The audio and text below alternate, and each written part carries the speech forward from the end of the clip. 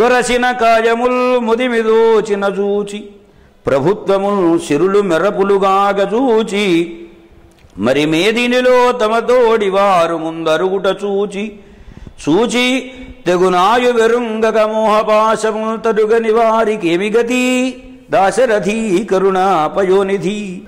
మనిషి ఎదుగుతాడు, పుట్టినప్పుడు జానాబెత్తడుంటాడు, వాడు మూరెడు సాగుతాడు, 3 మూరలు సాగుతాడు, 6 అడుగుల వాడు కూడా అవుతాడు. ఈ శరీరం ఎదిగినట్లుగా మనస్సు కూడా ఎదుగుదల రావాలి.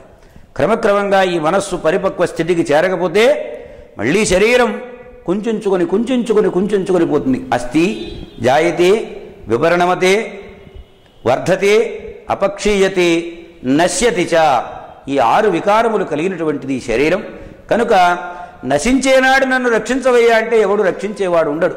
అందుకనే ముందు జాగ్రత్త పడి సంసార యాత్రలో నడుస్తున్నటువంటి వాళ్ళు తమకంటే ముందు వాళ్ళు మరణించడం చూసి తన ఆయువు కూడా ఎలా పోతుందో అని మోహపాశాలను వదిలించుకోవాలి సుమా అని చెప్పడం ఈ పద్యం యొక్క ముఖ్య ఉద్దేశ్యం.